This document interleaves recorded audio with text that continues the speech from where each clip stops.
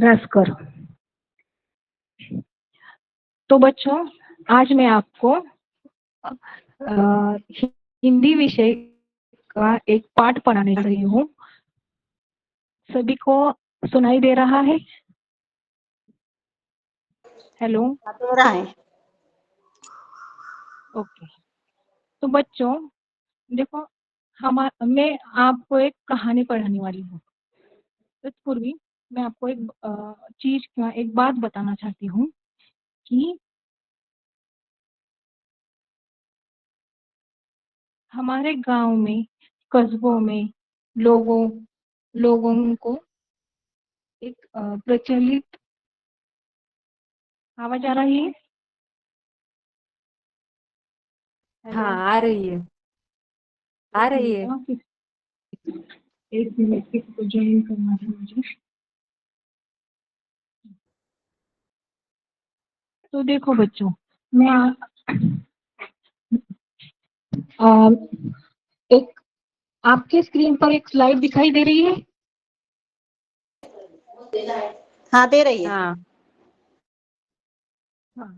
उस स्लाइड में आपको क्या दिखाई दे रहा है, कोई बताएगा?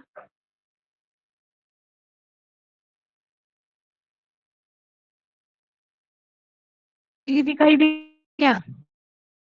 नहीं दिखाई दे रही है तो स्लाइड। देखो, हाँ, दिख रही स्लाइड है। आपको नहीं दिखाई दे रही है ना? हाँ, ओके। तो बच्चों देखो, आज हम आवाज आवाज ब्रेक आदि के होतोय। अस्तित्व में ब्रेक होता है।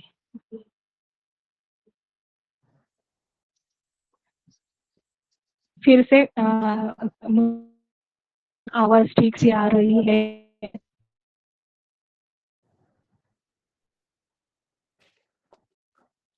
जो आज भी हेलो। हम कस्बे लोग भूत प्रेत चुड़ैल आदि के अस्तित्व में विश्वास करते हैं।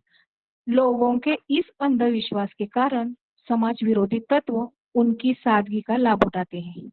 उस प्रकार से आज हम रहस्य इस पाठ में एक कहानी सुनेंगे। हमारे पाठ का नाम है रहस्य और उसके लेखक है हरि कृष्णा देवसरी जी। रहस्य इस पाठ की थीम है अनुभवात्मक और तर्क कथा है, जिसमें लेखक बच्चों को जिज्ञासा, खोजी और वैज्ञानिक सोच को प्रमुखता देता है। यह पाठ दिखाता है कि किसी भी अजीब, डरावनी या असामान्य लगने वाली घटना के पीछे कोई साधारण कारण छिपा हो सकता है। बस उसे समझने के लिए सही दृष्टि चाहिए। तो चलो, आज लेखक ने रहस्य में कौन सी कहानी लिखी है वो पढ़ते हैं। अंधेरी रात थी, चारों ओर सन्नाटा था। हाथ फैलाए न सूझता था। कभी कभी कुत्तों की भौंकने की आवाज सुनाई पड़ती थी। मामा जी के घर से कुछ दूरी पर सामने हवेली थी। हवेली में उजाला था। आर्यन खेतों को सरपट पार करता हुआ उस ओर चला जाता है। सरपट यानी क्या? तेजी से। उस हवेली में आधी रात के बाद कल भी ऐसा ही उजाला देखा था। मामा जी ने पहले ही आर्यन से कह दिया था, उधर हवेली की ओर जाने की जरूरत नहीं है, वह हवेली भूतों का डेरा है। आर्यन मन ही मन मुस्कुराने लगा। वह जानता था कि भूत वूत कुछ नहीं होते, यह कपोल कल्पना है। यहाँ एक शब्द है कपोल। कपोल यानी झूठी बात। कक्षा में विज्ञान के शिक्षक ने वैज्ञानिक दृष्टिकोण अच्छी तरह समझाया था। रहस्य का पता लगाने के लिए उसने मन में ठान लिया। यहाँ एक बच्चों मुहावरा आया है, निश्चय। ठान लेना यानी निश्चय करना।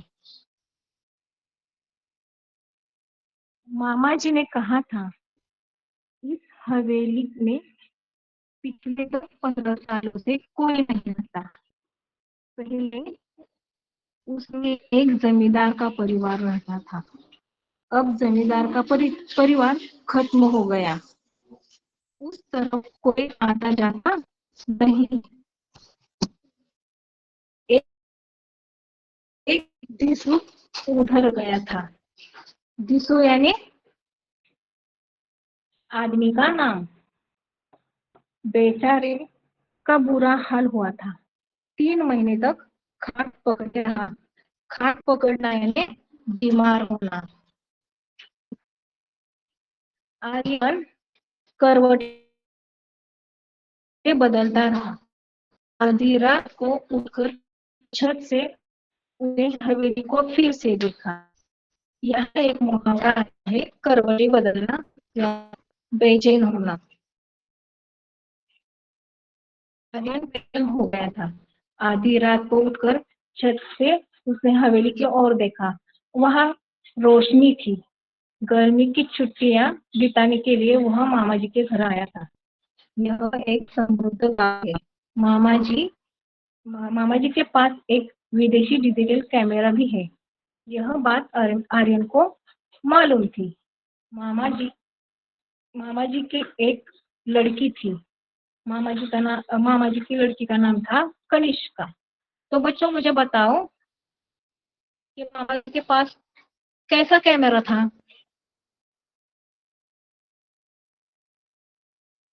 कोई बताएगा? डिजिटल। हाँ, वेरी गुड, डिजिटल। मामा जी के पास विदेशी डिजिटल कैमरा था और मामा जी की लड़की का नाम था कनिष्का। आर्यन ने कनिष्का से कुछ सलाह मशवरा किया। सलाह मशवरा यानी परामर्श। दोनों बहादुर थे। अगला कदम उठाने के लिए उन्होंने कमर कसी। कमर कसना यानी दृढ़ संकल्प करना। तो बच्चों मुझे यहाँ एक मुहावरा है, मैंने अर्थ बताया है, तो वाक्य में प्रयोग कौन करेगा?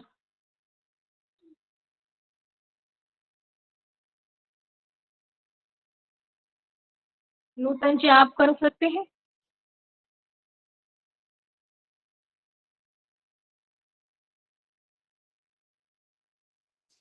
बच्चों ने कौन परीक्षा की बताएगा? पढ़ाई करने के लिए कमर कस ली। वेरी गुड, बहुत अच्छा। तो देखो, हम अगली कहानी सुनते हैं। अगली सुबह उसने मामा जी से कैमरा मांग लिया। मामी जी को साथ बैठाकर मामा जी का फोटो लिया। फिर मामा मामी और कनिष्का के भी फोटो खींचे। कनिष्का ने मामा मामी के साथ आर्यन के भी फोटो खींचे। मामा जी बहुत खुश थे। मामा जी ने कैमरा की तरफ तारीफ के पुल बांधते हुए कहा। यहाँ एक मुहावरा आया है फिर से, तारीफ के पुल बांधना यानी प्रशंसा करना। रात में मामूली रोशनी बिना भी यह तस्वीर का है।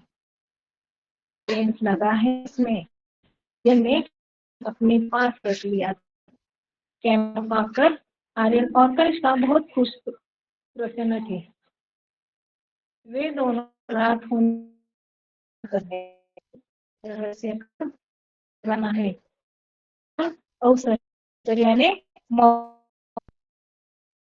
अंधेरा होते दोनों घर घर से निकल पड़े। हवेली सामने थी। अंदर से हंसी और कह कह की आवाजें सुनाई पड़ रही थी। कह कह यानी जोर की हंसी। आर्यन और कनिष्का ने पहले चारों ओर ध्यान से देखा। कहीं कोई खतरा नहीं था। वे दबे पांव हवेली में चले गए। बीचों बीच एक बड़ा कमरा था। उसका दरवाजा अंदर से बंद था। खिड़कियां नीचे से बंद थी, लेकिन ऊपर से खुली थी।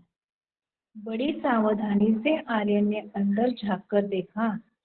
हट्टे कट्टे, मोटे तगड़े, बड़ी बड़ी मूछों वाले कई लोग पगड़ी बांधे बैठे थे। उनके साथ कमीज और पैंट पहने हुए भी लोग थे। उसकी आंखों से आग बरस रही थी। आंखें लाल लाल थी। सबके चेहरे डरावने थे। उस समय वे खाने में मस्त थे। कोई हड्डी चबा रहा था तो कोई रोटियां तोड़कर मुंह में डाल रहा था। आर्यन ने उन्हें ध्यान से देखा। उसने गले में कारतूसों की पेटी लटक रही थी। बंदूकें और तलवारें भी रखी थी। कुछ लोग लुढ़के हुए पड़े थे। आर्यन ने इशारा किया। कनिष्का ने बड़ी सावधानी से कैमरा निकाला। बत्तियों की रोशनी इतनी तेज थी, बड़ी आसानी से फोटो लिया जा सकता था। बस फटाफट कई फोटो खींचे और वे घर की ओर चल पड़े। अगले दिन सवेरे सवेरे आर्यन ने साइकिल उठाई और नारायणपुर की ओर चल पड़ा। वहां फोटोग्राफर की एक दुकान थी। सभी फोटो तैयार कर शाम तक वह लौट आया। कनिष्का ने अपने पिताजी से कहा, आप कहते हैं भूतों के पैर उल्टे होते हैं, उनकी छाया नहीं होती, उनके फोटो नहीं ले सकते। लेकिन कल रात हम भूतों के डेरे पर गए थे, वहाँ कुछ फोटो लिए हैं, जरा देखिए। तो उन्होंने फोटो पिताजी को दे दी। वे परेशान हो उठे। उन्हें ऐसा खतरनाक काम पसंद न था। फोटो देखकर उनकी आंखें खुली की खुली रह गई। यहाँ एक मुहावरा आया है, खुली की खुली आंखें खुली के खुली रहना यानी चकित होना। बोले, तो क्या भूत इंसानों जैसे होते हैं क्या? इंसानों जैसे नहीं, इंसान ही भूत है। देखिए ना, इनके पैर सीधे हैं, उनकी छाया भी है और उनके फोटो भी आ गए। असल में भूत वूत की अफवाह है। कोई हवेली की तरफ न जाए, उनका रहस्य न खुले, इसलिए उन्होंने भूत होने का अफवाह फैलाई। यदि लोगों का आना जाना रहता तो ये लोग वहाँ अपना क्रियाकलाप कैसे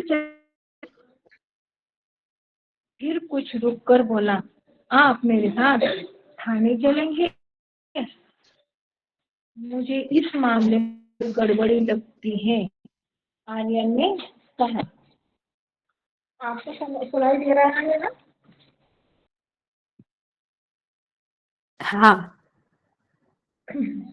थानेदार ने फोटो देखते ही कहा, इन डाकुओं के गिरोह ने कई वर्षों से बहुत उत्पात मचा रखा है। उत्पात ने उपद्रव, डकैती, राहजनी इनका पेशा है।